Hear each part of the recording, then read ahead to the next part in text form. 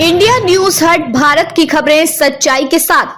आज महाराष्ट्र में एक दिलचस्प राजनीतिक पल देखने को मिला जब अंतर्राष्ट्रीय योग दिवस के मौके पर उप मुख्यमंत्री और शिवसेना के प्रमुख एकनाथ शिंदे ने एक झटके में विवाद का नया अभ्यास जोड़ दिया। 21 जून की तारीख निभाई विरोधियों के दर्द को नासूर तक पहुंचाती एक व्यंग्यपूर्ण भूमिका। उद्धव ठाकरे ने हाल ही में शिवसेना की 59वीं वर्षगांठ पर कम ऑन किल मी अब फिल्मी डायलॉग इस्तेमाल कर विरोधियों को चुनौती दी थी। इसे लेकर जब शिवसेना के दो गुटों के बीच तलकता देखी गई तो शिंदे ने इसका जवाब बड़ी ही चतुराई से दिया। शिंदे का कहना था कि 21 तारीख को हमने एक बड़ा योग किया था और वह है शिवसेना का दो हिस्सों में बंटना, जो एक मैराथन योग था। उन्होंने कहा कि इस बड़े बदलाव की शुरुआत मुंबई से हुई और आज उसी योग के परिणाम स्वरूप महाराष्ट्र में विकास की तेज रफ्तार देखने को मिल रही है। उनका यह भी कहना था कि इस विभाजन के बाद मुंबई में कोस्टल रोड, अटल सेतु और रुकी पड़ी मेट्रो परियोजनाएं अब तेजी से आगे बढ़ रही हैं। उन्होंने कहा, पहले क्या ऐसा था, अब विकास के काम खुद बोल रहे हैं। शिंदे ने इस पूरी प्रक्रिया को श्रेय प्रधानमंत्री नरेंद्र मोदी, केंद्रीय गृह मंत्री अमित शाह और उप मुख्यमंत्री देवेंद्र फडणवीस को दिया। जब उनसे पूछा गया कि क्या शिवसेना को वह विभाजन राजनीतिक रूप से सही साबित हुआ,